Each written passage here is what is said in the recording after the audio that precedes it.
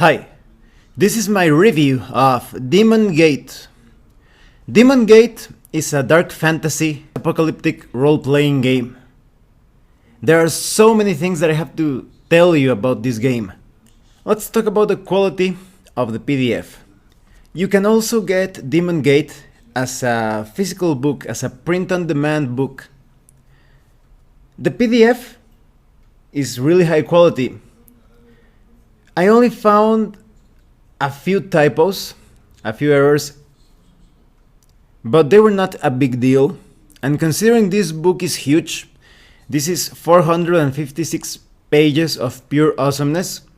The quality is pretty good in that regard, in how the book is written, and also how it's explained. However, when it comes to the explanations and the organization, because this is such a deep game, it's not a complicated game, but it does have its layers when it comes to character customization, the way combat works. The system flows well both in combat and outside of combat, but you do have to take your time reading some of the explanations. This is one of those RPGs where you start to read about the system, but some questions could arise, but don't worry, those questions will be answered later on as you get into the sections of the book. That is, sometimes you could be thinking, oh, but I don't understand what this rule or this mechanic is. That will be revealed to you as you keep on reading the book. So it's just about being patient with those concepts that you think that you missed out or you didn't understand it. They will appear later on in the pages. The document is fully bookmarked, so it's quite easy for you to navigate the entire PDF. You also have hyperlinks. There is a fully hyperlinked index, so this is really useful, quite handy for you to get to those concepts that you have had some trouble understanding immediately. So this is a very involved system. This is not what I would say a beer and pretzels RPG. This is a role-playing game that gets you quite immersed. You really have to get into character to experience the game world. And some could be thinking that this game is just a typical D20 based game, but that's not it at all. There's significant differences. In fact, there is something comparable to Demon Gate. I would compare it a bit to a more streamlined or a less heavy on the details version of Hackmaster, but that's just a very small part of it. There is a lot to this game that makes it feel quite unique, that the only way that you can get to experience such a deep, dark and fascinating experience is by playing Demon Gate, but I'm getting a bit ahead of myself. Let's keep talking about the quality. The graphic design is excellent, the choices for the illustrations are perfect. For the most part, it's a new school type of art and illustration, but there are a few illustrations that are a bit more on the old school side of things. I would have preferred it if everything felt a bit more new school. I feel that it fits the theme of Demon Gate a lot better, because this reminds you of so many, for example, dark fantasy video games such as Diablo, Demon Souls, Bloodbound, Dark Souls, Hexen. The concept sometimes reminds me a bit of Agony. It also reminds me of some dark fantasy manga and anime such as Berserk. So I really like the theme and the way the illustrations express it. So overall the quality is great, and maybe some of you will like the combination of new school with old school. And the art also does not pull any punches. This tries to express a demonic, scatological world in all its darkness and mysticism. Now let's talk about the contents. After getting a small introduction to what this game is, and in fact there are many tips and advice about role-playing games and how to run Demon Gate correctly. So if you are just thinking of getting into RPGs or even getting into dark fantasy role-playing games, this is the RPG for you. And after that brief introduction, the book starts to tell you about the setting, about the world of Koth, but also the universe around this world. It's quite cryptic. You get some clues as to what is going on in the universe. Later on, near the end of the book, there is a section giving you a lot more details when it comes to a timeline. And let me tell you, this book is quite complete. This RPG core book feels as if they combined the player's guide or handbook with a game master's guide of sorts, but also with a bestiary, a setting guide, and perhaps even some sort of expansion of optional or additional rules. It feels like it's a combination of all of that, perhaps even more, in a single tome. So that's pretty amazing. And getting back to the way that the world is communicated to you at the beginning, you have all these excerpts and fragments of stories, of perhaps forbidden lore, of how everything came to happen. It reminds me a lot of how the stories in those old games like Hex and Heretic, how the lore is communicated to you, sometimes through fragments, just giving you enough information. But I also found it quite pleasing that all of the gaps are filled in the timeline section that I was telling you about. Demon Gate presents to you a world where gods have a powerful but subtle presence. They will not appear walking alongside your characters in the world. They communicate through curses, omens, and perhaps some things that are good, some things that are bad, or something in between. There is a sense of being forsaken by powers that were once more prevalent, but the inhabitants of the world of God have been sequestered, spirited away, taken to some sort of dimension, a world of darkness, of brutal and ominous moments in your everyday life. And this is because there are so many powers trying to push their agendas, trying to obtain universal domination. You will find many demons, angels, dragons. Something that I really like of the setting is that you feel that the setting is inspired in pretty much every creation myth in real life, but it never takes too much. It always feels like it's the original setting of Demon Gate. It never fully supports itself on real names, on real structures and events in mythology. It feels that all of that was just taken as inspiration. And even those like magical symbols and runes and glyphs that you find in the entire book, they are exclusive of Demon Gate. They have been modified to fit the setting. I think this is great. There are only a few things that you would compare with real life mythology elements. So for example, the demon Val appears here, and a few other creation and destruction elements of myth and legend. So the setting overall, it's quite dark, gloomy and bleak.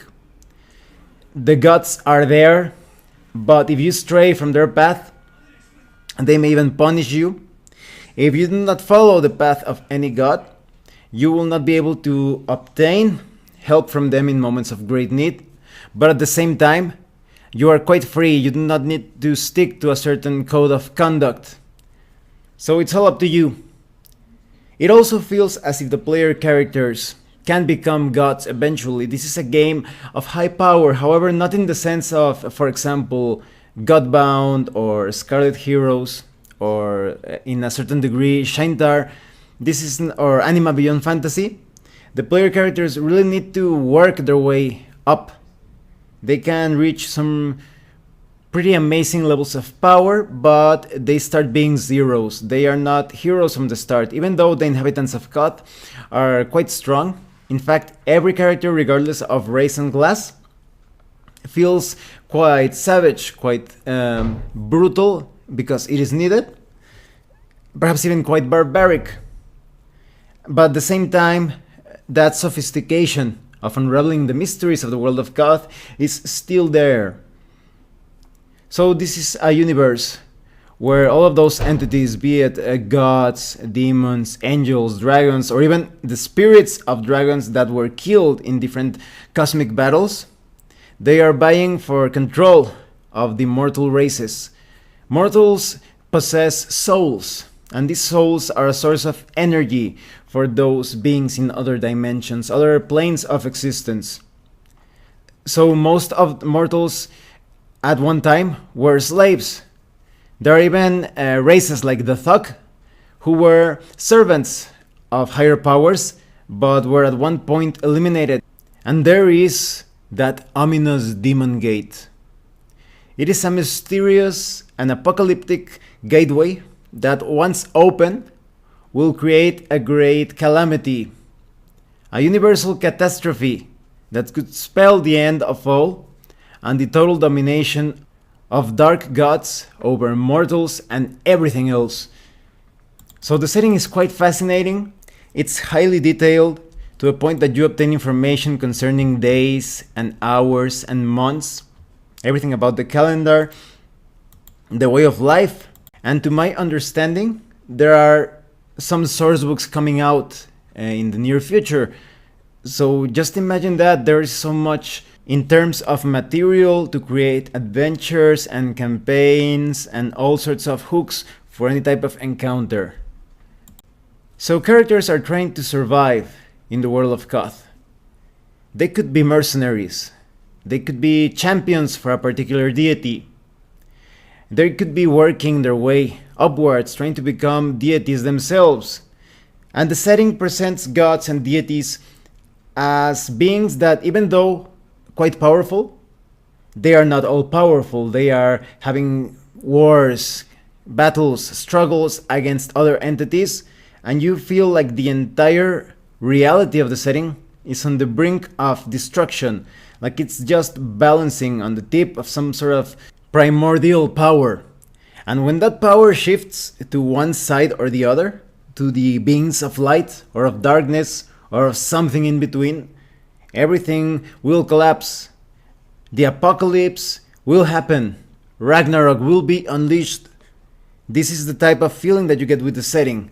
So the characters could be fighting against this catastrophe, could be trying to just survive. They could be exploring the mysteries, the forbidden truths and legends of the universe around them. And there is even a possibility of the characters to explore the great beyond. Even if they somehow lose the tether, their connection with this material or mortal plane, they could even explore other realities. And although that could be explored with this core rulebook, there will be a future source book giving you a lot more details concerning that style of gameplay. When it comes to creating a character, you have to follow 20 steps. First, you have to choose your character race. When it comes to races, there are a few races that feel a bit classical when it comes to fantasy role-playing games, but a lot of them feel to be more on the weird or science fantasy side of things. So for example, first you have the buck role, which are basically trolls. And you also have subspecies when it comes to different races. Each of these races have their own abilities, characteristics, attribute modifications, information on height, weight, background information as well. So anything that you can think of how this particular race fits in the setting, it's all here. And that's going to be highly useful when it comes to role-playing a character of a particular race. In the case of trolls, they are quite strong, they can even throw rocks and trees quite easily, they have regeneration. We have other races, such as for example the Eldrin, that they feel a lot like elves. So they are really good when moving in natural environments, but also if you are half Eldrin, which would be like half elf, you are quite efficient at moving around in cities. When it comes to the rivers or the Kuthalan, because these races have their own race name, but also a sort of like a nickname or more colloquial name, the rivers are sort of like insect people, and they are really resistant in winter environments. They also have emotional resistance, so it's going to be quite difficult to destabilize them through mental or emotional attacks. Then you have other races such as the Menthep, which are basically cat people or feline people, also known as the Grimalkin. So they are great climbers, they have natural attacks, claws, fangs, they're also quite stealthy. You have the Mongru, which are basically dwarves. So they are really good in stony environments, sensing passages, minerals, and water. You also have others, such as the Nephilim, which are also known as Watchers. They are a bit like hybrids. They feel like they are part angel or angelic. So they have a powerful sixth sense. But they are always hunted down by demonic servants. So there are some drawbacks when belonging to certain races. You also have the Orc, which are basically orcs. So they are quite aggressive. They are also quite dauntless. They are not as affected by fear as other races. You also have the Sharpkin or the Lizardkin. They can breathe underwater. They're also quite good in different natural environments such as forests and deserts. You also have the Skog. These are basically Beastkin. They are quite tough and resistant to different toxins. You also have the Darkanis, which are basically like rat people or ratkin. They are immune to diseases and plagues, and they even carry a virus that they could spread to other races, and they have a very nasty bite attack. You also have the Terran. These are basically the humans. Humans here feel a bit like outsiders. All of the races do have that outsider feeling, but despite of that, because humans know how to work well together, there are significant human populations, and they begin with additional skills. They also have a lot more soul, and this could play an important part not only when you are being raised by some sort of magical effect, that is after being killed. They can also use some sort of implants or replacements in their body parts. So if you wanted a transhumanist type of character, appropriately so, humans are the best at that because of their great soul value. They can have artificial things in their body without losing too much of their own soul in the process. And we will see a bit more about these soul points as I talk about the system. Then we have the Vataji, and these are basically mutants. They feel a lot like half demons. They start out with different demonic mutations and resistances. So no mutant or Vataji is the same as others. Each Bataji feels quite unique when compared to other members of the race. So you have some demonic mutations like the Rake, where you have pale flesh, orbs for eyes, sharp teeth, and you are quite efficient at climbing and dealing damage. But you also have, for example, the Wendigo, that you have a bonus to strength and perception. You could also get some mutations such as immolated, your flesh is charred as if you were burned at the stake. But this actually grants you the ability of Firewalker, a great degree of fire resistance. So you have many random mutations that you can take when you create a character of the Bataji or mutant race. In the next step of character creation, you create your class. Demon Gate encourages you to create the group that you want instead of feeling forced or confined to a particular group configuration. Some RPGs require that your party contains a healer, a tank, a character that is skilled in many things, and a spellcaster. But here in Demon Gate, you have many different character classes that in one way or another, especially taking into consideration different characteristics of the different races, you can overcome those obstacles where you feel that the group is not specialized at handling this situation or that type of encounter. You can combine different classes, traits, skills, talents with anything related to your race and tackle that problem. In a sense, Demon Gate has a lot to do with creative problem solving and being intelligent overall as to how you will tackle a particular problem. Maybe your group doesn't have too much in terms of melee, but you could summon some things. Maybe you have many different spellcasters. You could summon some powerful entities or minions to serve as a shield or mid-shields to protect your group. Or maybe you have some sort of way to create magical items and weapons that can protect the other more fragile members in the group. Or maybe it's not a problem of covering or handling melee. Maybe your group does not have the capacity to create magical items or produce some magical effects, but you do have stealthy and knowledgeable characters, so perhaps you can find a way to acquire or even steal some magical artifacts, or convince characters that are specialized in spellcasting to handle magical related situations. You will see how as I talk about the classes. First, we have the Alchemist. The Alchemist is all about using reagents and ingredients to produce all sorts of concoctions and potions, all sorts of things. They are very good at using, for example, alchemical bombs. Then you have Assassins that are specialized in killing, being stealthy about it as well, and they also have some skills that allow them to infiltrate certain places, although there are character classes more specialized in that. You have the Barbarian, who is a beast in close quarters combat. May not be as defensive as other classes, it's more of a do or die type of character class. Then you have the Bard, that is all about bolstering and enhancing the capacities of your allies in different situations and handling encounters in a diplomatic way. You also have the Chaplain, who is quite martial. You also have some capacity when it comes to healing and protection.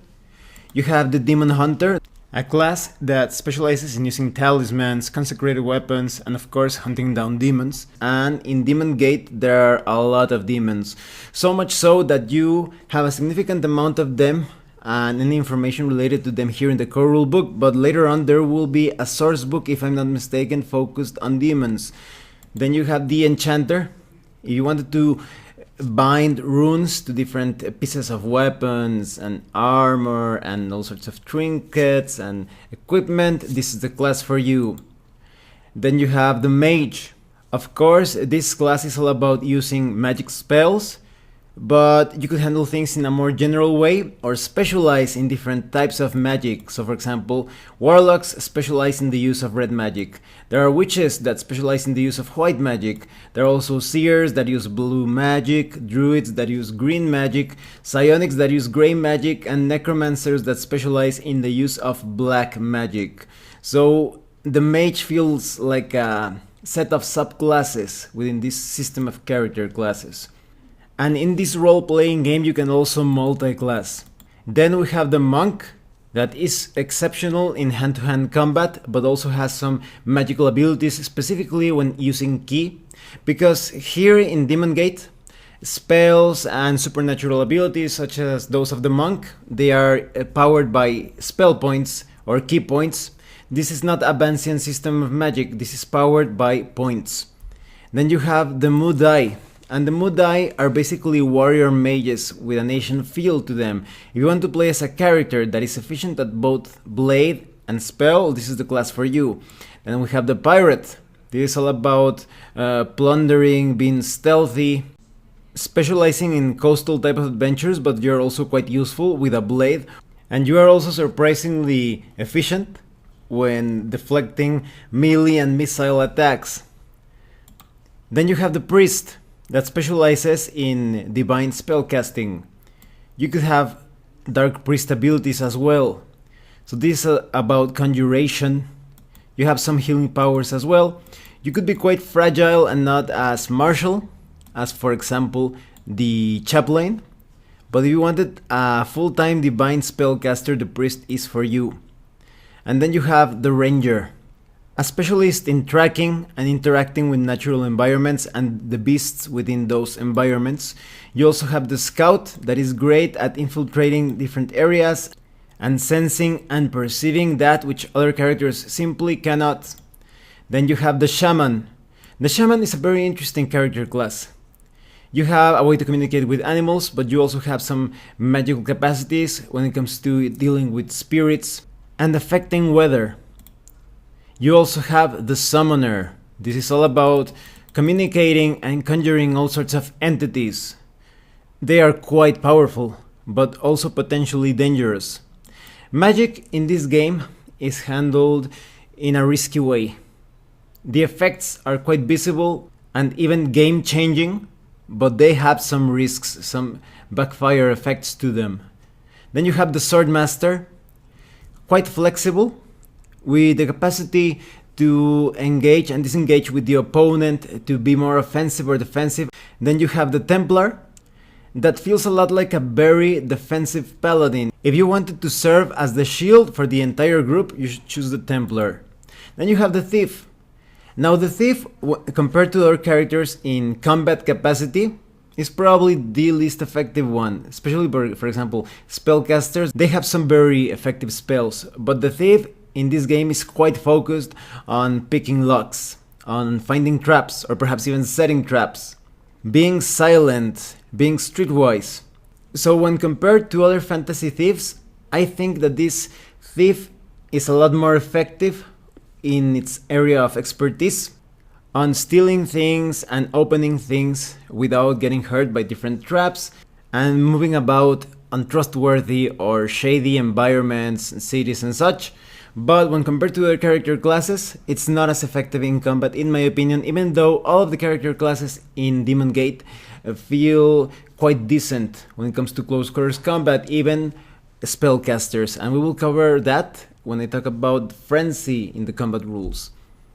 Then we have the Warrior, which could be considered the master of tactics. While the Swordmaster can switch from being more defensive and offensive, the Warrior has so many tools at his disposal to work with the team, to specialize in the use of different weapons, but also handling battle formations. If you wanted a general type of character class, you should pick the Warrior. And there are so many things that I could talk about concerning the races and the character classes, but there are just so many to cover.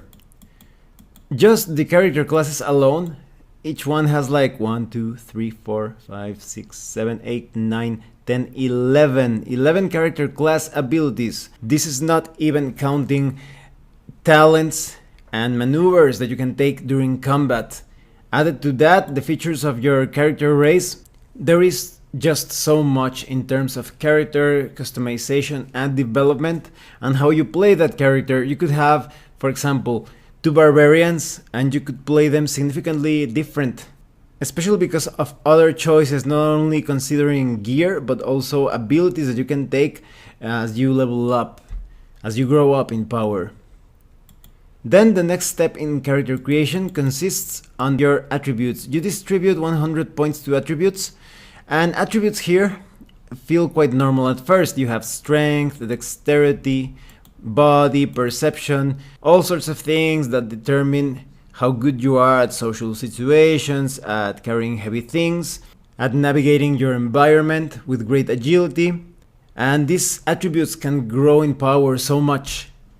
You could even have, for example, 30 or even 40 in strength. And this is because, as I was telling you, this is a game where you feel like your character is reaching towards godhood.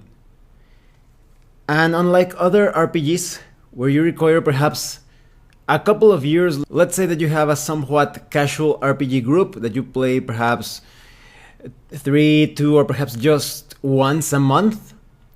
In other RPGs, you would need a couple of years to reach somewhat of the level of power that this game offers to you. But in Demon Gate, because of the leveling process and advice on how to tweak your advancement through the use of saga points, which are basically like experience points, you can reach astonishing levels of power in perhaps a year, perhaps even less.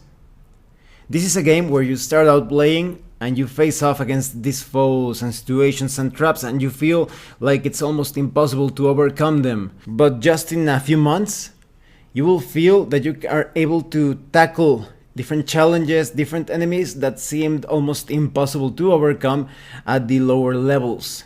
So to put it in Lord of the Rings terms, first a Balrog seemed almost impossible to defeat, and just go up a few levels and you feel like you can fight 3 or 4 Balrogs.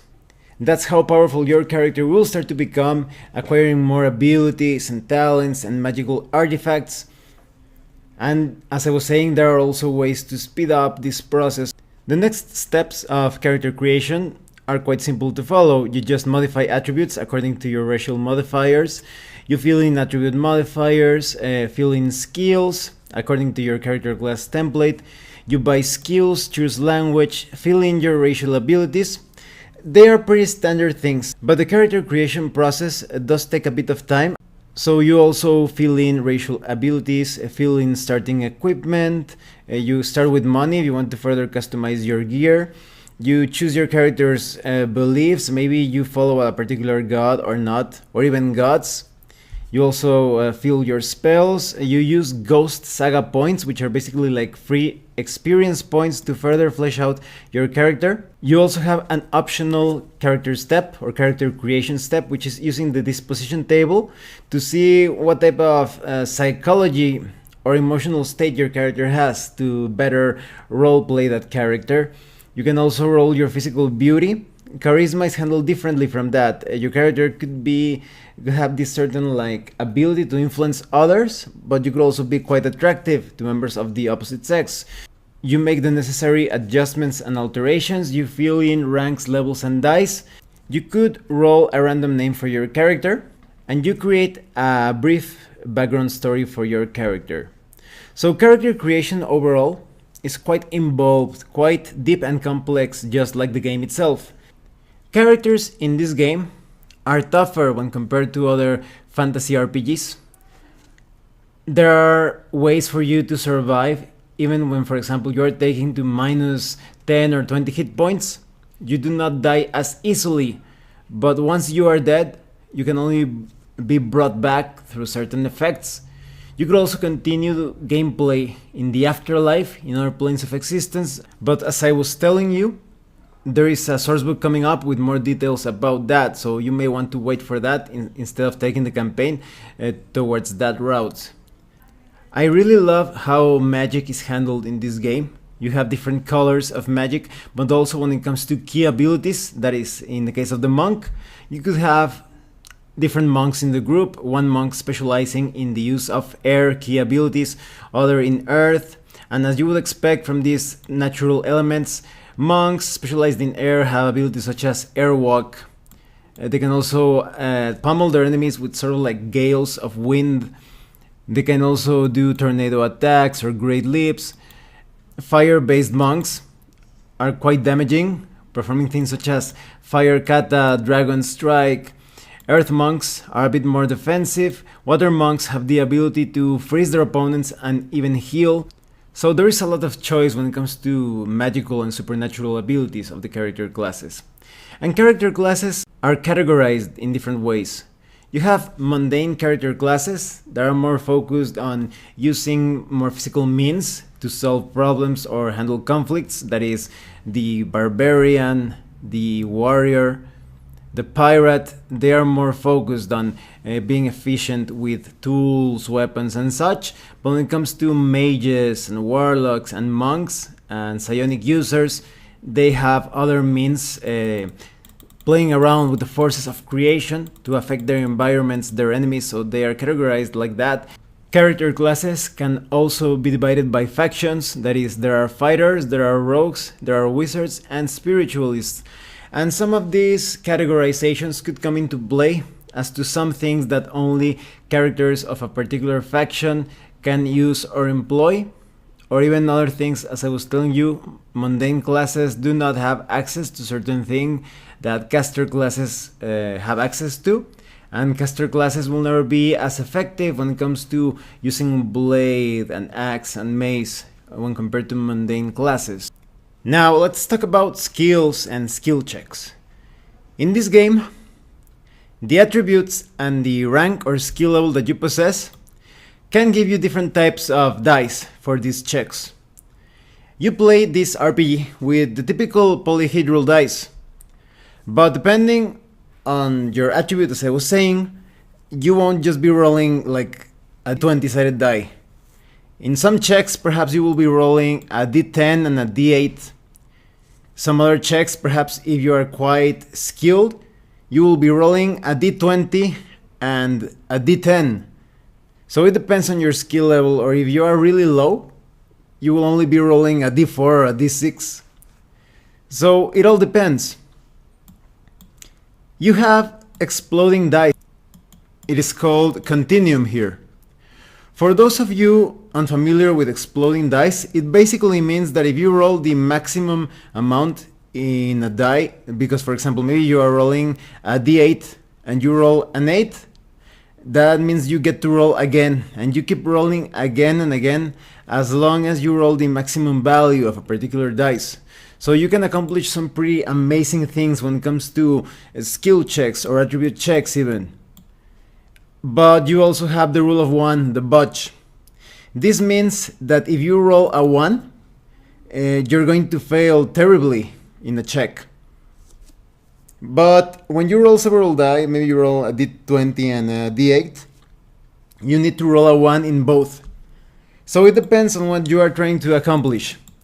Let's say that you are trying to jump across some pit or chasm. If your dice explode, you could basically jump across almost anything unless the game master has some good reason to forbid you from doing that. But this is a game of characters that start out as zeros, they progress to heroes, and then they start to become demigods and even gods perhaps. So it's not unusual for some extraordinary feats to be accomplished through this. However, if you botch your roll, maybe you fall down and your character could end up dying. So skill checks, you can accomplish some pretty amazing things, but failure could also be quite fatal. And you can improve with your skills by advancing through tiers, by spending saga points. And as I said before, saga points are like experience points in other RPGs. But there are also some other ways. Maybe you find a mentor or some sort of school that teaches you a particular skill. You can also improve your skills like that. Maybe they charge some sort of fee, or they require you to perform some sort of quest for them. But that's the way your proficiencies go up. This also applies in other areas, like for example combat skills. And something that I really like of combat skills is that there is a sort of synergy or some sort of feedback between skills. Because take for example martial arts. As you become more and more proficient in martial arts, your mastery in, for example, melee weapons will go up. And it also gives you other benefits. Later on in combat, you will see how martial arts can also influence how you recover from certain attacks. So I think this is great. Adds a bit of realism within the fantasy and abstraction of the game. You also have information on armor and penalties. Skills can be categorized in creative skills, diplomatic skills, magic skills, medical skills, physical skills, roguish skills. You have several categories, but each one of those categories contains more specific areas of expertise. For example, in magic skills, you have alchemy, or battle chant, or blood magic. In medical skills, you have plant lore, medicines, poisons. In roguish skills, you have appraisal, begging, disguise. So you can specialize your character as much as you want and play to your strengths. As I was saying, this game encourages you to work with what you have, depending on your class, race, and of course your skill set that is configured or determined by your character class. Something that I like is how weapon specialization is handled. At first, you start to level up in broad categories of weapons. So for example, your character could be quite proficient at using different types of swords. That is, you have, let's say, +3 when using any type of sword. But let's say that your character wants to specialize in the use of scimitars. Now you can attain greater mastery just using that weapon. But if you want to specialize in, for example, long swords, you will have to take a separate category as specialization. So this means that your character could be skilled in the use of many swords, but your forte would be a specific type of sword. You also have information on the different pantheons, different deities and gods. Some of them are divided by races, that is, each race has their own beliefs, their own spheres of influence related to different deities, entities. So your character could choose any one of them. Some of these deities or powers represent broad elemental categories, for example, or different aspects of fate. Now let's talk about combat. This is my favorite aspect of Demon Gate. It reminds me a little of Hackmaster, but with less focus on specific details concerning time, the effects of weapons. That is, if you found Hackmaster sometimes too overwhelming, counting second by second, or seeing if an arrow got stuck in your enemy, or looking at how slippery the ground becomes as blood starts to pour out of your enemies, Demon Gate focuses in what I would call fast and raging combat. I was going to say fast and furious, but there is a lot of rage behind the different attacks of Demon Gate. Even a mage or spellcaster feels so savage and brutal in his or her attacks that it sets apart Demon Gate from other games. Let's talk about how time is divided in Demon Gate. There is an abstraction that is somewhat typical in role-playing games, that is, you have rounds, and each round each character takes a turn. At the start of combat, you roll your initiative. Then you take your movement, actions, and attacks. Then you carry out your defense, it depends on the attacks, damage is dealt, and you continue with the initiative order. And after you reach the final step of combat, which is outcome and recovery, it starts again based on order of initiative. They give you a really good example of combat. Now, when it comes to initiative, it's pretty standard. It's based on your rolls, most likely determined by dexterity, unless there is some sort of magical effect going on or some other variant. And you could also get a first strike or perhaps a coordinated ambush or a normal ambush. It depends on the situation. Some characters could be attacking at the same time, perhaps the entire party, perhaps just one character. So it's good to plan some ambush and try to get that alpha strike going. When it comes to the second step, which is perform movement, actions, and attacks, this is a very interesting way of handling combat in a more organic way, less passive, without going too much into details. A wise handling of action economy could decimate your foes with some intelligent choices taken in a few rounds. When it comes to movement, you have to finish your movement before you finish your actions. That is, if you carry out your attacks, or perhaps you're activating a switch or anything else, after that you cannot move. And you would say, well, that doesn't make too much sense. But the thing is that you can move a couple of times or more, perhaps affected by some spell. I haven't seen some spells on the haste type of area, but let's say that you can move 2 times. You could make an attack, move, and then make another attack. Or you could move, make an attack, move, and then make another attack. So there is a lot of flexibility still. Don't think that it's always going to be you moving and attacking. You could attack first and then move twice and then attack later. Or maybe you want to move first, attack, as I was saying. And when we talk about how you can spend your frenzy, you will see that there is even more flexibility, or rather more potential for damage. To make an attack, you roll a d20 and you add the relevant modifiers. Your opponent is going to try to defend against that attack, so he is going to roll a d20 as well. If you manage to beat your opponent, you could deal damage. Basically, there are 2 types of attacks. There are quick attacks, which is just one normal attack, or rage attacks. A rage attack basically means that you get to roll just once, but if you manage to hit, you roll double damage. And you could be thinking, well, that seems somewhat useless. Why don't I get to attack once and then attack again? And perhaps I get 2 critical hits. But the thing is that perhaps there is some sort of magical effect or some other modifier that only applies to a single attack, and maybe your opponent is very difficult to hit, maybe that opponent is quite dexterous or agile. It would be worth it to put your roll or everything in a single attack to see if you manage to deal double damage. But in normal circumstances, what if your enemy is exceptionally agile? It's very difficult to score a hit. In that case, it would be better to attack him twice. That way you may get more chances or probability to score a hit. But what if your opponent is very easy to hit but is quite heavy armored? Maybe it's some sort of monster with a very tough or thick hide, or some sort of iron or stone golem with a lot of thickness, some sort of plating.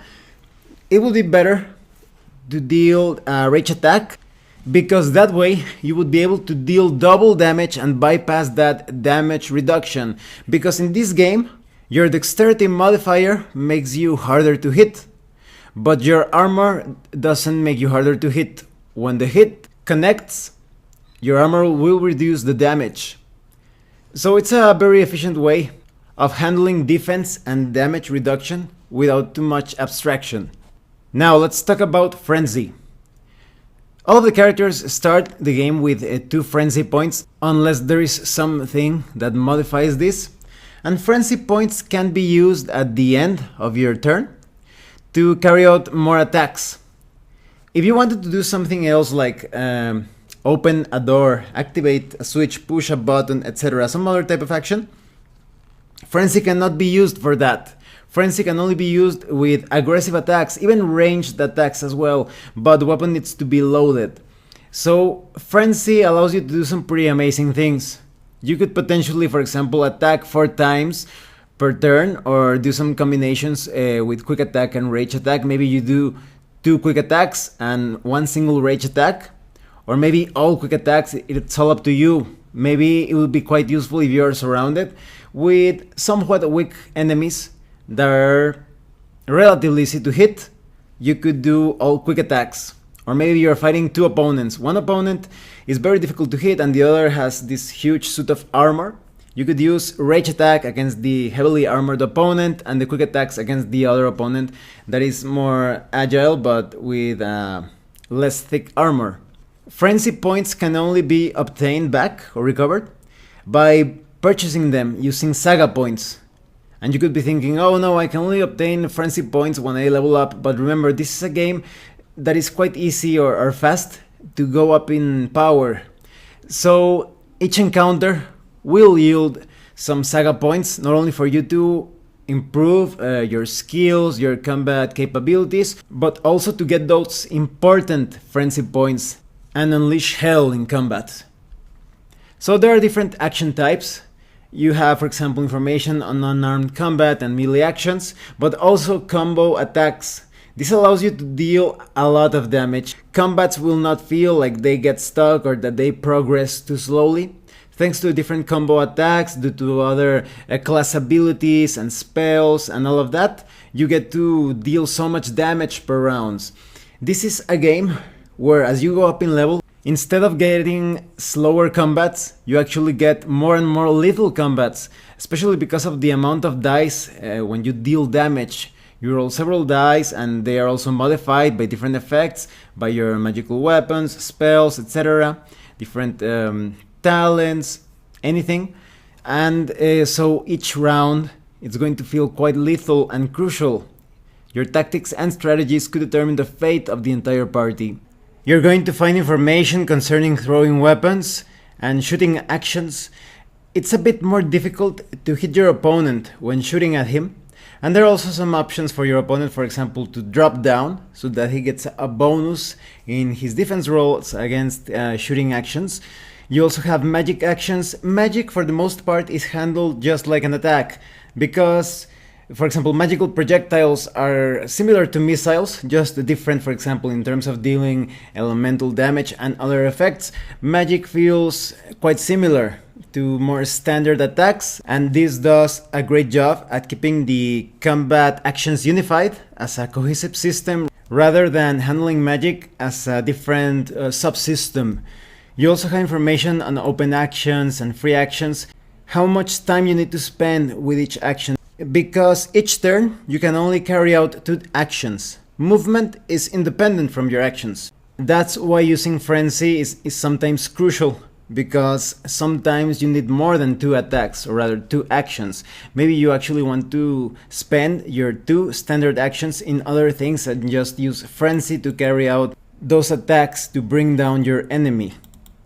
You may remember when I said that you get to move twice during your turn, but if you do that, it counts as running, and this could have an effect on certain actions, because for example, if you are shooting an arrow while moving, this counts as a running shot, so you could get a penalty to your attack.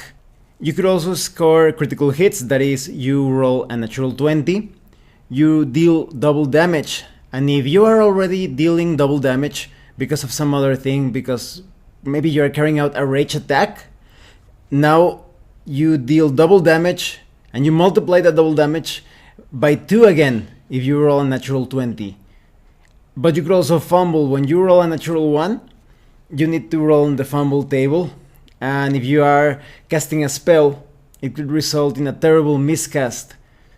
But there are some other things to take in mind, into consideration, because for example, if the defender rolls a natural 1 as well, this doesn't result in a fumble.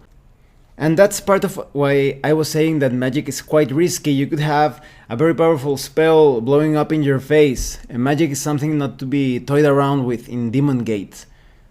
You have a list of the different combat situation modifiers, what happens when you attack a motionless target at point blank range, what happens when you flank a target or when you make called shots. Now, before we get into wounds and reducing your opponent's health, let's talk about defense. That is, some factors that could make it harder for you to get hit by your opponent. Let's say that you are carrying a shield and you are behind a wall, and you decide to poke your head or move your body a bit around that wall. You would still have cover, but you are exposed to damage. Maybe the opponent decides to shoot something at you or throw something at you. There are different lines of defense. Maybe the opponent is some sort of troll and he tosses a rock at you. He makes that roll, and the wall is going to give you a bonus to your defense roll. But also your dexterity is going to affect that, and your shield as well. When you make your defense roll against that attack, your dexterity, the wall that you are using for cover, and your shield will add modifiers to your roll. So for example, if your dexterity is not enough, the rock that has been thrown at you would normally hit you, but because you are behind that wall, now you have to take into consideration that the wall adds, let's say, +5 to your defense roll. If the wall's defensive modifier still does not save you from the rock from hitting you, now you have to add the modifier from your shield, so you still get a chance to avoid that hit. But if you are still hit, nonetheless, damage reduction still takes into consideration the thickness of the wall and the thickness of the shield and perhaps your armor and your skin or hide, depends on your race. So maybe the rock deals a certain amount of damage. If that damage overcomes the damage that the wall can take, maybe that means that the wall has crumbled. But now your shield comes into play. It tries to stop the remaining damage that bypassed the thickness of the wall. If this damage is enough to reduce the hit points of your shield to nothing, your shield breaks. It's ruined. So now this deals damage to your character, but you still have that armor or perhaps your tough hide to reduce that damage further. So it's always a good idea to put as much cover between you and your opponent's attack. It may sound complicated, but it's actually not. It's just logical. It will flow smoothly as you get used to it. Now, it's important to note that this doesn't mean that you're going to be losing shields all the time in combat. This only takes effect when a certain attack would be stopped by your shield. If the attack roll of your opponent manages to hit you despite the defense bonus given to you by your shield, then you will be taking damage, but your shield will be safe. So that would be quite ridiculous. Imagine each time you take an attack, your shield stops it and perhaps breaks down. But here knows there will be some times it represents the possibility that the hit would bypass your shield or go around it, or maybe you did not get your shield up in time. There are some other details concerning combat, and some of them are optional, Because, for example, you could get a critical defense roll. This basically means that you rolled a natural 20 in your defense roll and you get to counterattack. Or maybe you actually get a botched defense roll and your armor could get damaged or even broken. Perhaps some of your magical items could get crushed by the enemy's attack. You could also have your character carry out a defensive stance so that you get a better chance to defend against different attacks.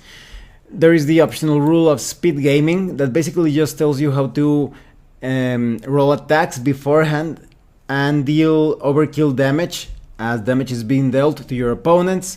You also have the optional rule of bind defense result. This is basically when you and your opponent tie. That is, your opponent makes an attack roll and you make your defense roll and it's the same number. Normally the victory would go to the defender, but with this rule you basically get locked up, and only by making a resisted strength or dexterity check you can break free from your opponent. So combat in a sense feels somewhat modular. I would recommend that you use all of these rules, but well, then it comes to the standard rules. But if some rules felt too complicated, you could easily remove them as long as they don't have to do with damage or anything that determines the end of combat. But also these optional rules give you some interesting choices to add a bit more depth to combat. I forgot to mention that dexterity is usually used as a positive modifier to your defense roll with normal attacks. That is, when you get attacked by a sword or having some bolts or arrows shot at you, then it's dexterity that's going to play a part in the defense roll. But if you get attacked with perhaps psionic abilities, somebody's trying to control your mind, then you add your mental defense modifier to your roll. Or if it's some sort of magical attack and you have a special type of magical defense, that could play a part, that could be a positive modifier in your defense roll. When it comes to damage, the attacks are quite brutal. As long as you roll the maximum amount in your die, you keep rolling and rolling and rolling, so a single attack could be the end of you. You have to be really careful. Added to this is the base damage of the weapon. Added to this there is power damage, that is perhaps multipliers added through runes or weapon qualities or talents. Maybe there is also combo damage when you combine attacks. And maybe you got lucky and you scored a critical hit, so damage is quite deadly. Each attack could be the thing that ends the life of any opponent or any participant in battle. Only your armor and the cover, as I was saying, could potentially save you from a gruesome end. You also have a body attribute. If damage exceeds this body attribute, you could get knocked down. You still have a chance to recover from this knockdown effect, but you could end up falling on your back or on your face or to one of your right side or left side.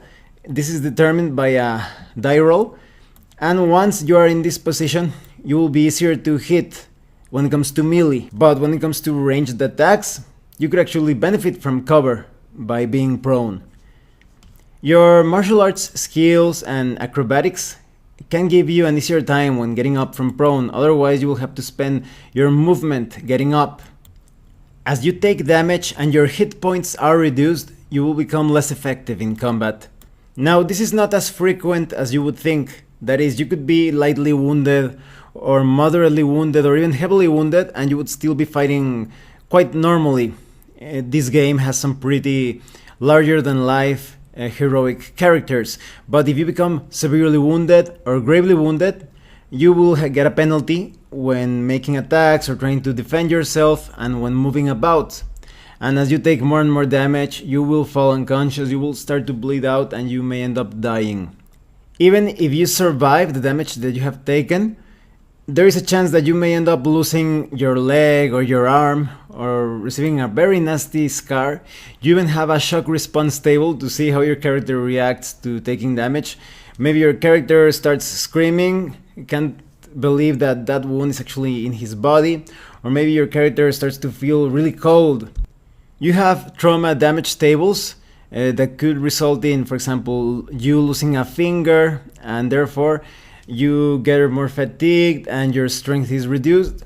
Or maybe you could suffer from a compound fracture, so you start to bleed out and your dexterity actions are not going to be very good, and you will get a penalty to your dexterity actions. So there are many things that you could suffer from, like abdominal injuries, perhaps cracked ribs, a shattered nose, and all of these severe wounds could result in some penalty for you.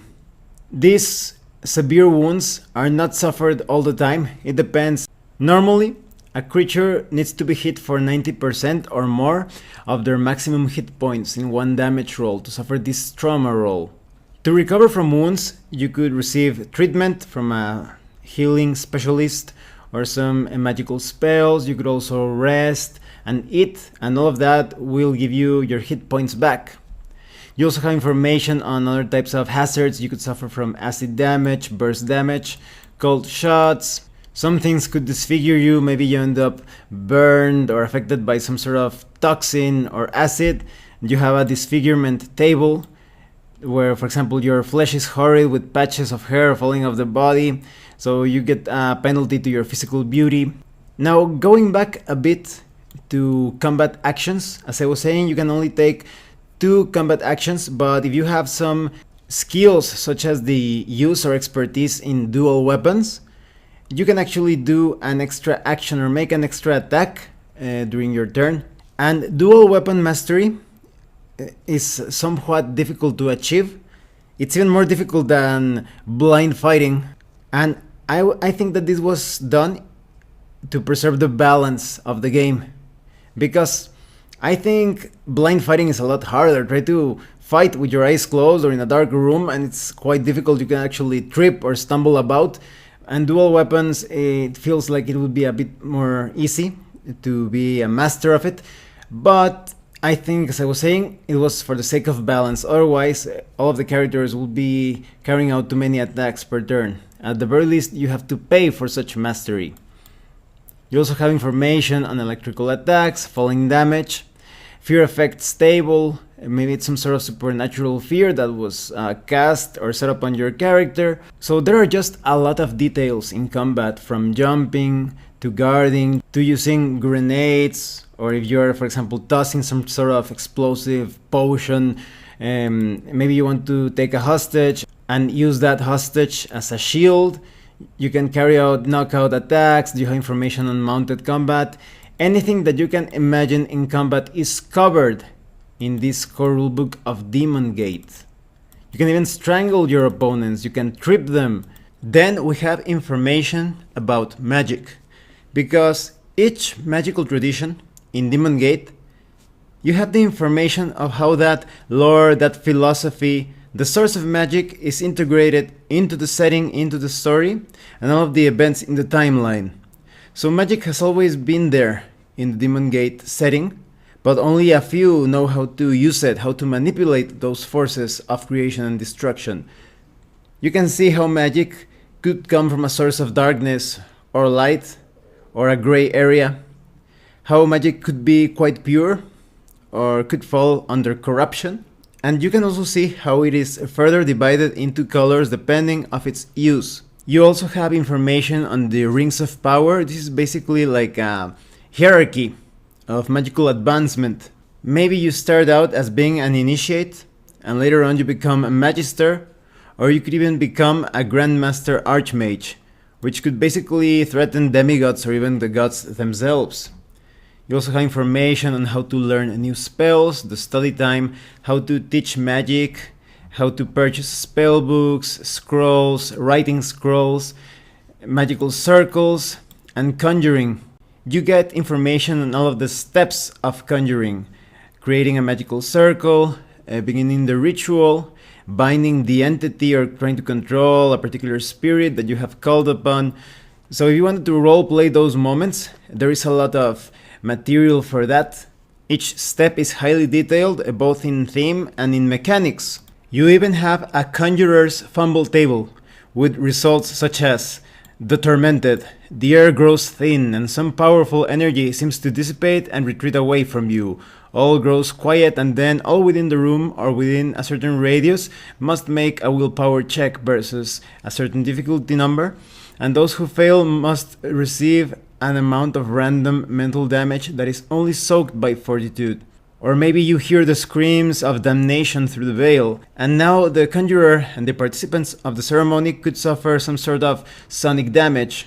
So all of these fumble effects of the conjurer's table makes it clear that conjuring entities is something not to be taken lightly. You also have a spirit conjuring table, giving you information on the skill of the spirit, the estimated hit points, all sorts of stat related information. You also have a table detailing the nature of the spirits of the dead. If you're like a light conjurer, you're going to be calling immortals, angels, archangels. On the shadow side of things, you could be calling specters, phantoms, jinn, reapers. On the dark side, you could be calling wraiths, nightmares, archdemons, or devils. On a somewhat related note, let's talk about what happens with your character when that character dies and the interactions with deities. When your character dies, the Lazarus die is rolled. Now the Lazarus die basically takes some points away from your soul.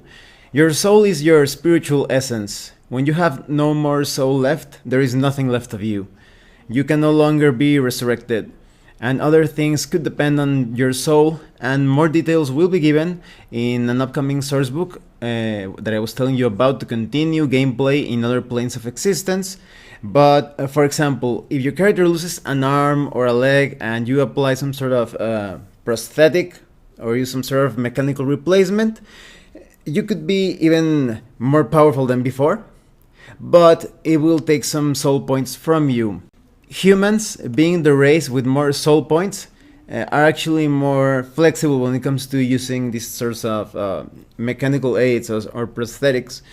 And mutants, because they are part demon, they have the least amount of soul points. So it's better to avoid getting those replacements if possible, and avoid dying, of course, because humans are the ones who have better chance of being resurrected several times without losing too many soul points.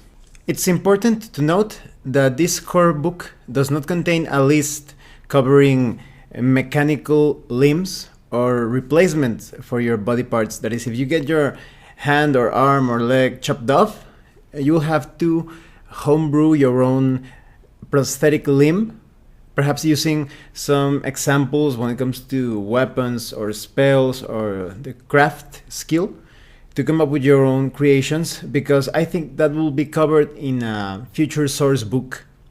But it's still quite easy for you to come up with something. I think it would be a good idea to, for example, come up with a zombie arm or ghoul arm of sorts. That would be somewhat similar to what you would find in Libris Mortis, that source book for Dungeons and Dragons. Maybe you could come up with some creations like that, or if you want to go like the steampunk route, it would be quite easy to justify something. Although, if you want to create something mechanical, it would be in harmony with the theme to come up with something that could possibly have existed in the Black Powder era in real life, when firearms were just being discovered. Maybe you could play around with the truth or the logic behind the technology back then and come up with some original mechanical creations for your missing limbs. Now, when it comes to asking the gods for help, you have a small percentage chance, that is, you make a roll with your D100 to see if that particular god or deity or a group of powers, it depends on your character's spiritual communication, will assist you in moments of need. It could be a very subtle help, but still significant. It's usually restricted to once per encounter or battle when it comes to aid in combat.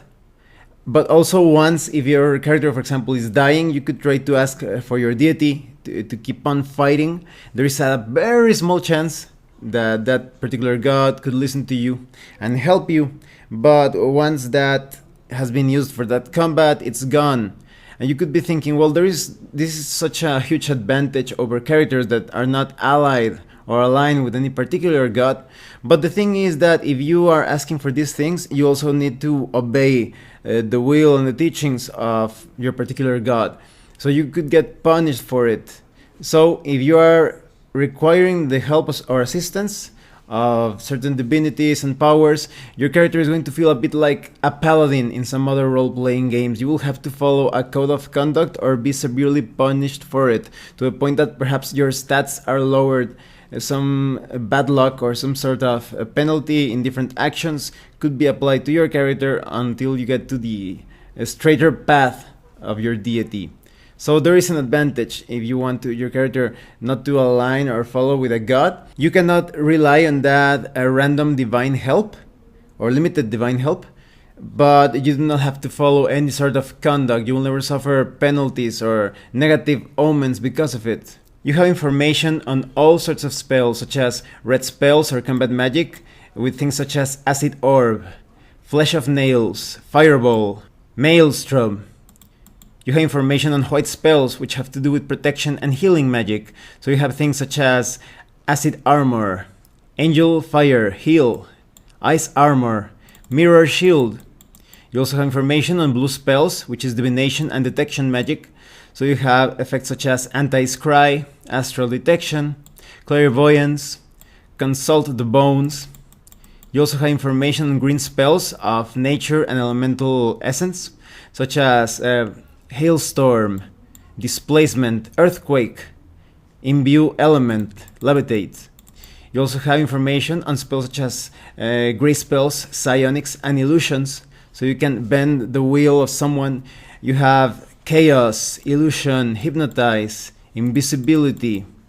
You also have Necromancy, of course, that is black spells, such as Awaken the Thrall, Death Incarnate, Curse of the Damned, Death Mask, Bone Blade. You also have Summoning spells, which is categorized as brown magic. Fifth Dimensional Door, Summon Dark Essence, Summon Demon, Close Gate, Hold Gate, Summon Elemental. You have gold spells of the divine and the spiritual domain, such as Aether Bolt, Absolution, Baptism, Decimation, Divine Star. You have yellow spells, which is basically bardic magic, with things such as Hymn of Battle, Empathic Chords, Dark Song, Hymn of Hunting. You also have information that is going to be particularly useful if you want to craft or create magical items and artifacts. So you have information on stones, astronomy, and astrology, but it could also bolster or empower other aspects of spellcasting. So you have information on different effects of materials, on spells, on creation processes. For example, you have information how each stone is related to a particular chakra point, how it's related to a month or a celestial power, how you could get some bonuses from using different sorts of amulets. For example, a rose crystal will give you a bonus in seduction skill checks. Or if you're carrying around a size stone, it's going to add to your willpower and fortitude. Sulfur will be highly useful in banishments and exorcisms. And aquamarine is going to be useful for swimming skill checks. All sorts of stones, all sorts of alchemical items, reagents, objects, the creation and formation of different things, all sorts of details on crafting, on the type of climate and surroundings. When you are creating something, alchemical substance, the place where you are creating this substance or crafting something is going to affect the process. Maybe you are preparing something in a campsite, or in a well-lit chamber, or a well-equipped laboratory. The results are going to be different. It also depends on your mastery and expertise on alchemy. You get further into specifics when it comes to substances and drugs. There is even an overdose table. You have more details if you want to create poisons or medicines, if you want to have like a herbalist type of character. This is going to be very useful for that. You also have information on runes, on creating runes and binding them, and adding them to different items, weapons, armor, objects. You also have an enchanter's fumble table, just like the other fumble tables related to other spellcasting discipline tables. You also have offensive runes, information on, for example, a storm rune. It's going to be very useful for critical hits, or a fire rune, of course, it deals fire damage. There is the war rune that gives you pure raw strength or shot damage. That is a positive modifier. You also have defensive runes, like for example the bone defensive rune. It gives you more toughness. The Thunder rune is going to give you a resistance to electrical or shock damage, and you have an extensive list of equipment.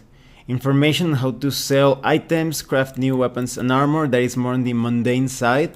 So you have weapons such as Dragon Claw Cestus, the leg nails, leg spikes, Tekokagi, tail spikes.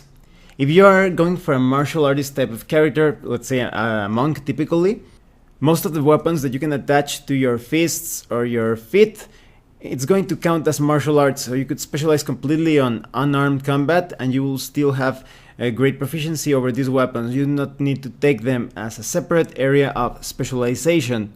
You also have things such as a hand axes, goblin axes, Gargonian battle axes. You also have swords, all sorts of swords. You also have flails, you have maces that at the same time work as holy water sprinklers. You have the ogre battle flail. You also have nunchaku. You also have hammers, bone hammers, bronze hammers. You also have daggers, stone knives. You even have some oriental weapons such as the tanto or the tessen, that is the fan blade. You also have spears, the stone spear, the naginata. You also have staves such as the bow staff, quarter staff, the staff sling. You also have short swords, two-handed swords, wakizashi, the katana, the witch blade. You also have all sorts of whips like the kurs or the vizier whip or a typical bull whip. You also have throwing weapons, boomerangs, chakram, darts, throwing axes and hammers. You also have projectile weapons such as arbalets, blowguns, hunting bows, auger bows, slings.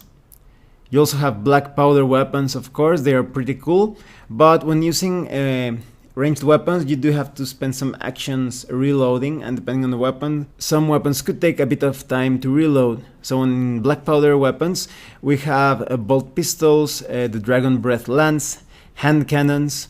You also have different types of ammunition, hollow tipped arrows, barbed arrows. You have blowgun darts. You have Kuthalan bolts. You have fire pots. You have different types of bullets and pellets.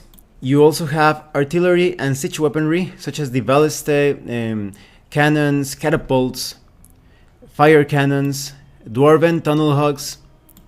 You also have the crafting time to design and manufacture these deadly war machines or devices. You also have armor. Armor here is composite. That is, you get your helmet, your arm pieces and leg pieces separately, and your chest plates, of course. And it's a stackable system. You have an armor rating that stacks for every piece of armor that you are wearing. So you have a beast skull helms, guardian hoods, two radiant helms. You also have different leather guard braces, heavy pauldrons, spaulders, demon hides, gambesons. You have plate folds. You have the heavy battle belt, the scaled vase, war grips, bone grips. You have all sorts of shields, the battle shield, the bone buckler, the infantry shield, the Sea Raider shield, a wooden buckler. You also have an option to modify your weapons and armor, adding armor blades, rune slots, spikes and studs. There's also barding armor for your mount. You have all sorts of gear as well, non-combat related gear. You have crafting gear, base crafting ingredients, the price of it, the availability. You also have a crafting table, equipment lists containing alchemist's bag, bandages, bedrolls, bottles, decanters, dice, forge tools, jugs, purses, quills. You also have the price on lodging. Obviously, a luxury inn is going to be more expensive when compared to a moderate or even a poor inn. You also have a tavern menu containing all sorts of ales and meals, water, milk, the price of whiskey, wine, marketplace food such as chicken. You can find cheese, carrots, butter, onions, spices, jewelry, amulets, buckles, chains, chokers. clothing pieces such as capes, caps, hoods, jackets. You also have clothing sets such as tribal wear, the merchant's garb, the military uniform. You also have information on hiring services such as hiring a minstrel, a sage, or a servant, mounts and animals, that is the price on camels, oxes, pack mules, tack and stables information. You also have the price or cost of vessels and transportation, carts, carriages, a canoe, taking a wagon, a longship, a longboat. And then we have information on the realms of Koth. This is quite detailed. This is a complete setting guide. You have information and even maps of many of the areas and cities. So you have Arnclad, the large city of Drakengard. You have information on the Atikrolean Empire. You can visit so many places such as the Auron Hills, the Black Coast, the Bloodwood, Caerwyn, the large city of Dalewind. You have the Crow Wilderness, the Dark Isle, the Dreadwood, the Fields of the Dead. You can visit Forspire, the moderate city of Roth.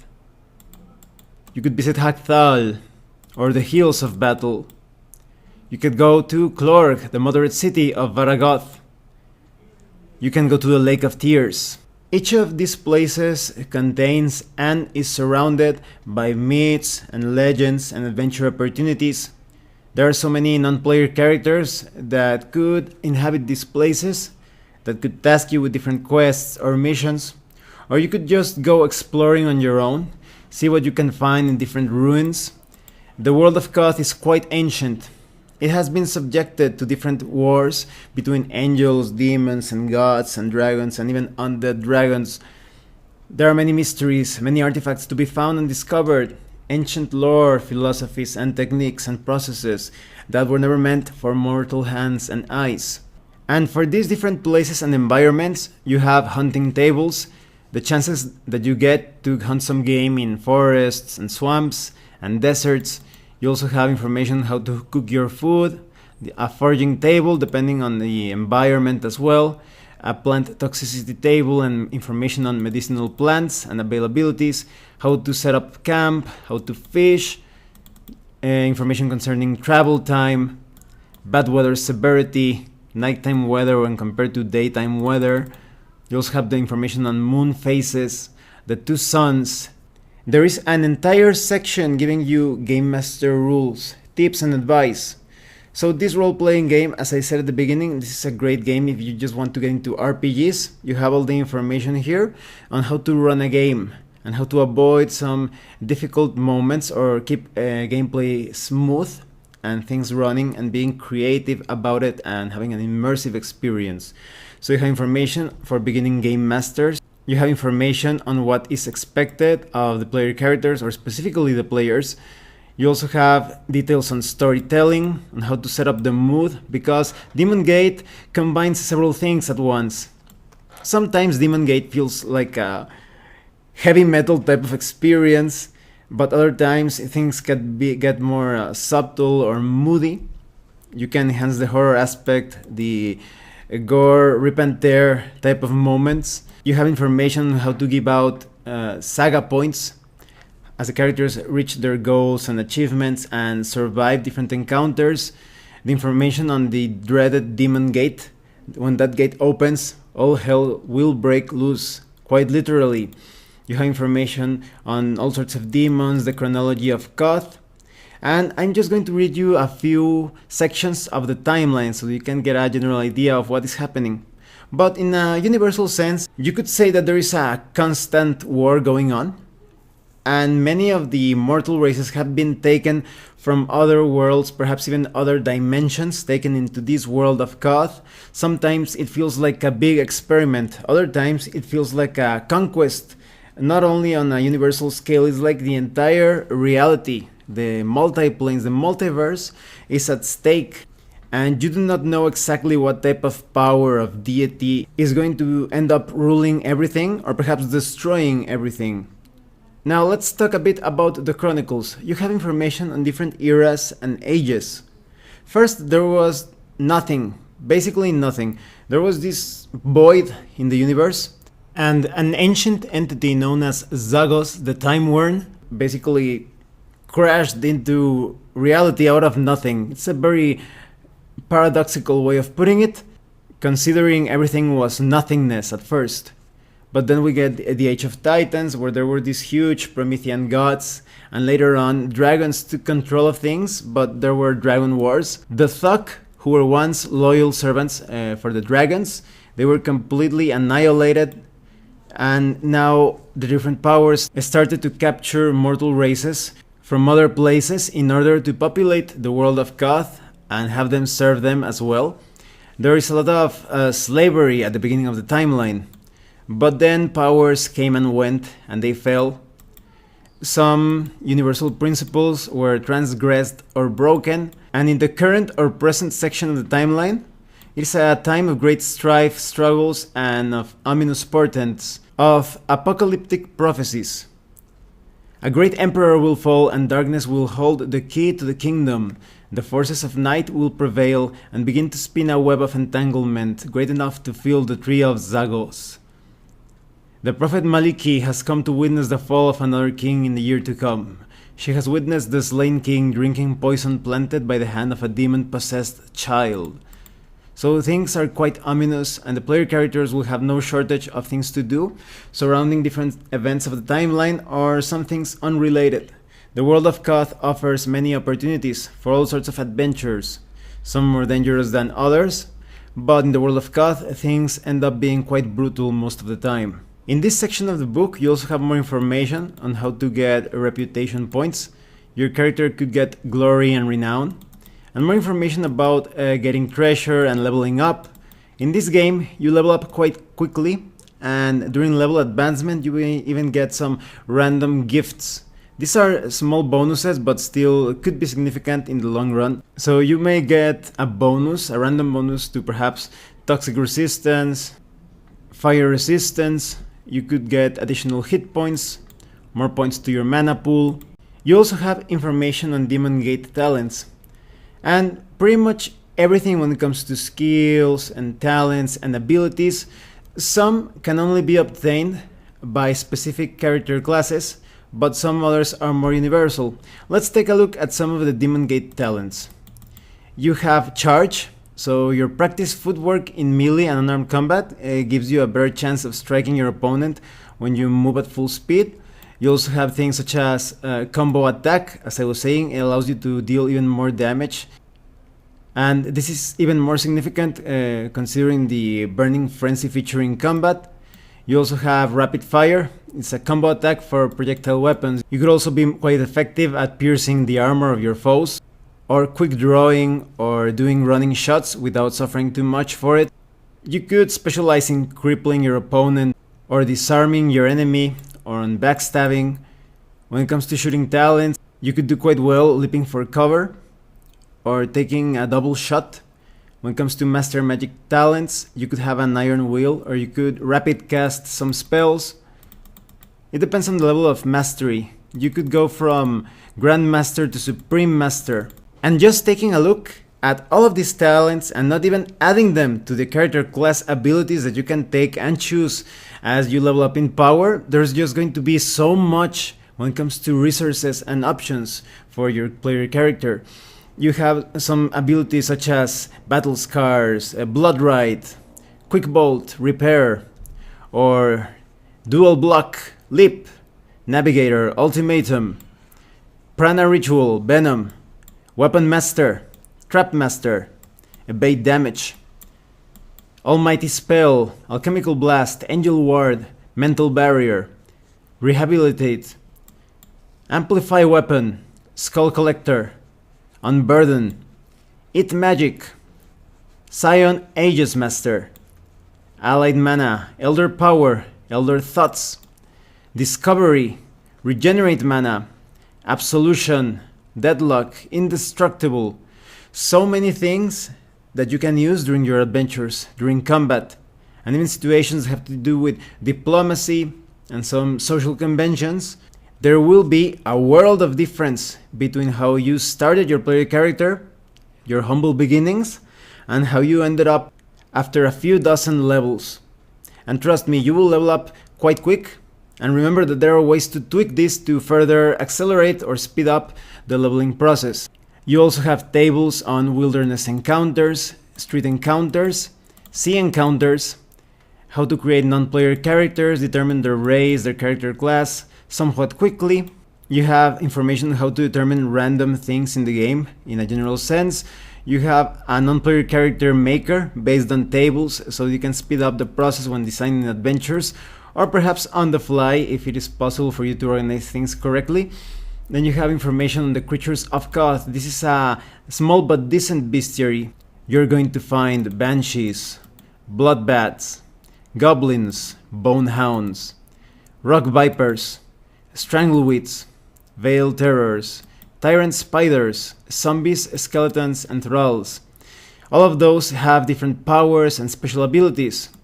Some of them could drain your blood. Some others could have some sort of dominion over corpses. Some could be quite good at camouflaging themselves, causing fear, entangling their enemies, flying, but they could have a weakness to fire or to sunlight. Some of them could be quite mindless, but also have a maniacal rage. Some of them could deal sonic damage, poison you, or cast some web around you. So overall, what do I think of Demon Gate? Well, there are so many good things to say about this RPG. Considering there is so much material here, you feel like they packed several books into just this core rulebook. As I was saying at the beginning of this review, you have something that is like the player's guide, and you have a game master's guide, the bestiary setting guide, and some optional rules here and there, and perhaps even could be considered some sort of like expansion or supplement to different spells, magic, and combat abilities and such. All of that was probably quite challenging to organize and explain. So I think they did a great job of explaining things in a somewhat tongue-in-cheek sort of way. But it is important to consider that maybe you're reading something in character creation or the combat process, and maybe you think that some rule or some particular feature is not clear enough. Keep on reading and it will become more clear as you go into the pages of the book. And I really like the artwork. Very immersive, very evocative at the same time of the setting. The entire theme of Demon Gate reminds me so much of Dark Souls, Demon Souls, Bloodbound, etc. Hexen, Heretic. So this is a very awesome game. It's a game that summons or calls images of charnel houses, of deep and dark caverns, of walls covered in tapestries woven of preserved human flesh.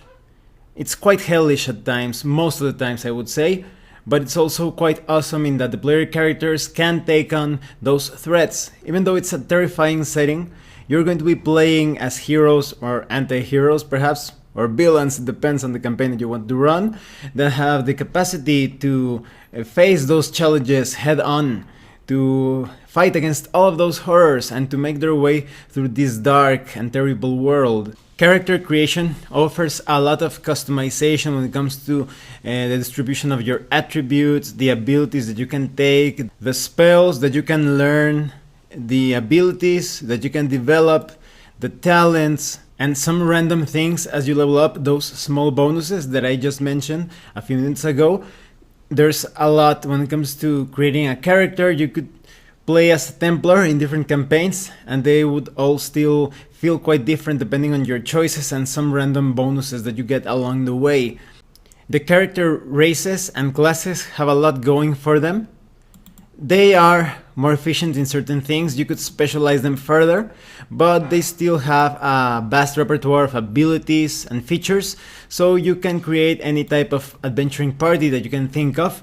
You do not feel forced to fall into certain stereotypes. It's all about solving problems and handling situations based on what you can do with a particular character class and using the natural capacity of your race. The ways how supernatural powers and spell casting is divided by color colors. You have red magic, blue magic, green magic.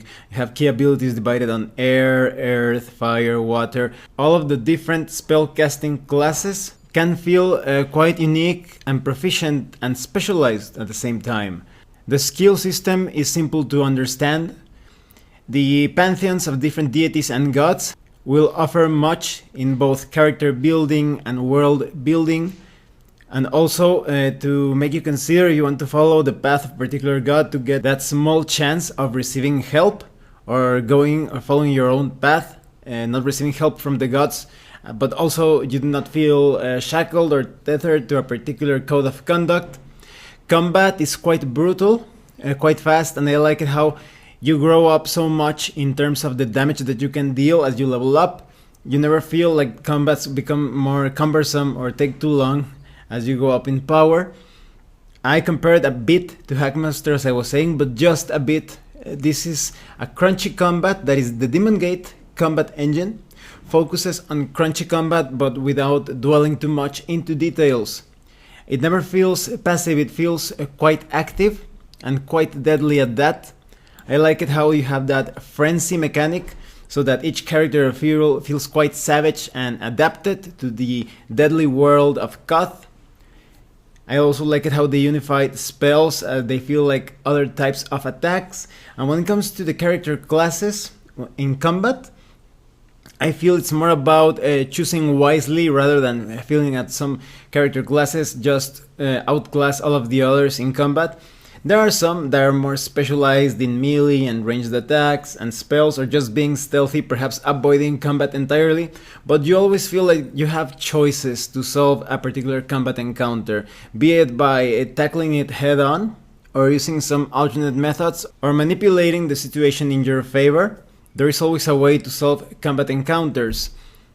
I also like how magic is handled in this game, and because there are many illustrations with all sorts of like pentacles and glyphs and symbols, it feels like this game was very well researched, both in fiction and also like from historical grimoires and such. So it adds a lot of authenticity to the setting, and it also doesn't feel like they just supported themselves entirely on some fiction or some existing mythology or tradition. It feels that this type of magical experience can only be enjoyed in the Demon Gate RPG. Everything related to alchemy and anything that you can craft or create using different materials, substances, when it comes to enchantments, equipment, it's also perfect and detailed. The setting is so rich. The Game Master aids and tools are perfect for starting Game Masters, but also veteran Game Masters will appreciate the completeness of the core rulebook. I think I would have liked it if they included a bit more in terms of enemies and beasts, but it's quite easy for you to create your own monsters using these existing monsters in the core rulebook as examples. And I wouldn't be surprised if later on there came out like a source book with additional monsters. I think Game Masters would appreciate that, but with all the information of the different powers and weaknesses of the monsters, it's quite easy for you to come up with your own beasts. So overall, I highly recommend Demon Gate RPG, the core rulebook. However, you must know what you are getting into. This is not a beer and pretzels RPG. This is a very immersive, very involved RPG, but it's still quite efficient at it because it never gets too much into details. Sometimes you could feel too overwhelmed when tackling or taking on crunchy RPGs or simulationist type of games. I think Demon Gate reaches a sweet spot, and I also like it how they focused on that journey of starting out and being a somewhat competitive player character, but as you go up in power, you start to feel so awesome. So many choices for you. Your character will threaten demigods and perhaps even gods. At the highest levels of power, even if you are more on the mundane side of the character classes, you will feel like a true mover or shaper of the world. So I highly recommend that you get the Demon Gate core rulebook. This is a dark fantasy RPG of a very scatological presence. You have a lot of crunch when it comes to combat, but not enough so that it feels overwhelming. You have a lot when it comes to character customization and world building, both through the cooperation of the player characters with the game master, but also just as the setting, how it naturally transforms with each adventure and campaign. This is a very content-rich role-playing game. And because your player characters level up considerably faster when compared to other RPGs, you will feel that you are exploring all of the different dimensions of power in perhaps just a single campaign, and you will still feel hungry for more and more. Well, thanks for watching my review. If you have any comments or questions, please let me know. See you later.